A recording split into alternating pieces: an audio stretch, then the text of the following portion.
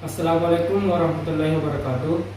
Perkenalkan, nama saya Muhammad Pulyani, mahasiswa Penjas Kesrek 2018, kelas PJKRE, NIM 1831041155, akan mempresentasikan tugas Sosiologi Penjas dan Olahraga.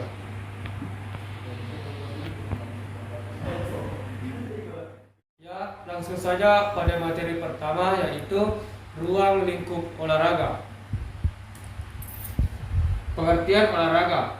Olahraga adalah segala kegiatan yang sistematis untuk mendorong, membina serta mengembangkan potensi jasmani, rohani, dan sosial. Olahraga adalah proses sistematik yang berupa segala kegiatan atau usaha yang dapat mendorong, mengembangkan, dan membina potensi-potensi jasmani dan rohani untuk mencapai prestasi dan kebugaran. B. Ruang lingkup olahraga. Dijelaskan bahwa ada berbagai ruang lingkup olahraga, yaitu pertama, olahraga pendidikan. Bisa dilihat bersama, pendidikan jasmani dan olahraga dilaksanakan sebagai proses pendidikan yang teratur untuk berkelanjutan. Dan kedua, olahraga rekreasi.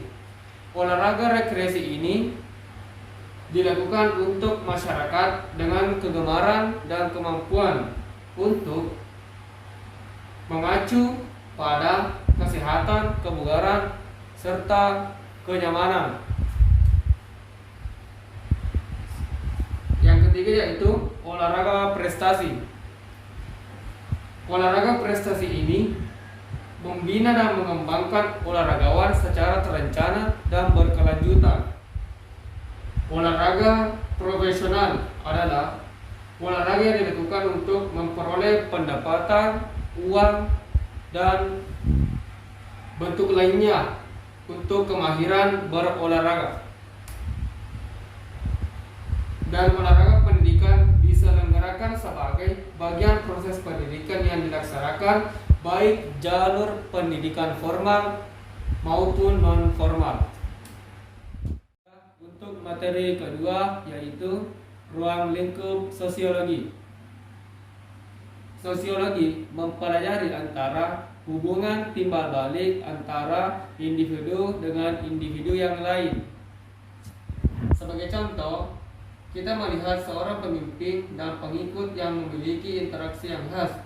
Setiap mereka bertemu, seorang pengikut selalu menundukkan pandangannya dan melaksanakan titah pemimpinnya.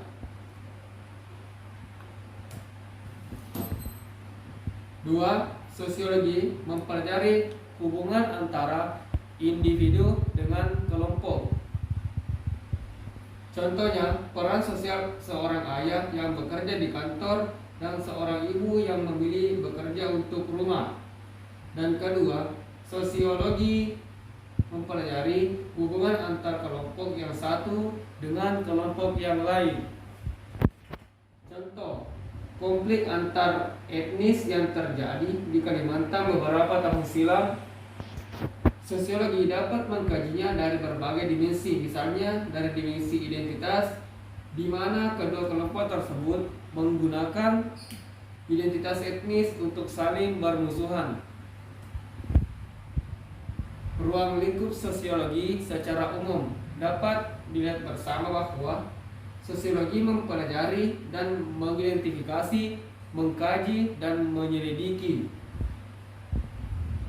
perilaku manusia dalam hubungan manusia dengan manusia yang lain.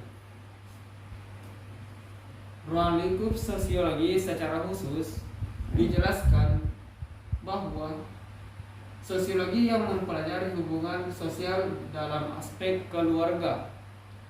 Dalam sosiologi, hubungan di era digital atau internet dipelajari dalam sosiologi sebagai media pembaca. Ya, materi ketiga yaitu posisi olahraga dalam kajian sosiologi. Sosiologi olahraga ilmu yang mempelajari hubungan interaksi manusia dalam masyarakat olahraga secara khusus dari masyarakat olahraga dengan masyarakat yang lainnya. Aspek-aspek sosiologis yang menyertainya ada sub yang membangun, yaitu subdisiplin ilmu.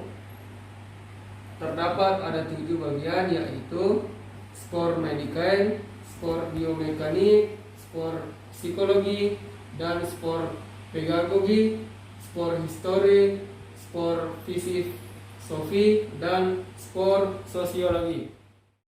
Keempat, pengertian sosiologi.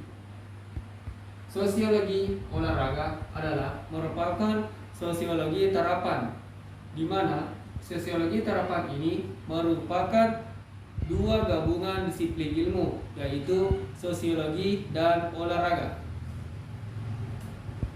Dalam hal ini, ilmu olahraga bersifat integratif, yaitu di mana berusaha menerima dan mengkombinasikan secara selaras keberadaan ilmu untuk mengkaji suatu permasalahan.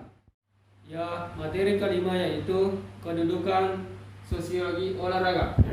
Sosiologi olahraga adalah subdisiplin ilmu keolahragaan di mana batang tubuh ilmu keolahragaan ini disusun oleh 7 subdisiplin seperti tadi yang dijelaskan di poin ketiga. Dan keenam yaitu masalah yang dibahas dalam sosiologi olahraga antara lain isu olahraga yang berkaitan dengan sistem sosial budaya.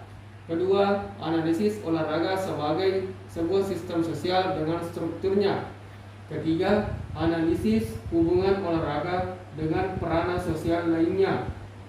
Keempat, isi waktu senggang. Kelima, peranan kelompok minoritas. Keenam, pendidikan jasmani dan olahraga dalam konteks budaya majemuk. Dan ketujuh, kenakalan remaja dalam olahraga. Ya, ketujuh, manfaat sosiologi olahraga. Beragam manfaat sosiologi olahraga dapat kita lihat bersama.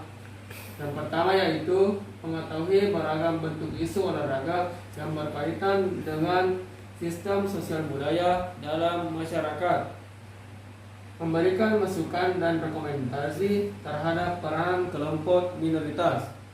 Dan ketiga, memberikan gambaran mengenai pentingnya implementasi terhadap pendidikan jasmani dalam konteks budaya masyarakat yang menyebut, dan memberikan gambaran dan penjelasan terhadap remaja dan kenakalan dalam olahraga. Ya, 8. Contoh studi penelitian dalam sosiologi olahraga.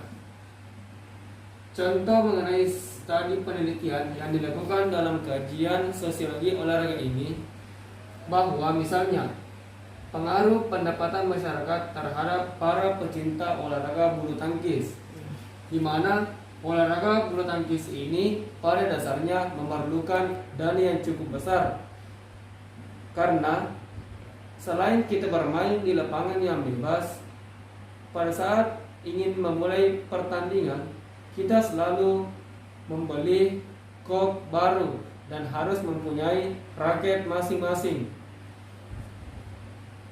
Permainan bulu tangkis ini diharuskan membawa baju dan sepatu yang mumpuni.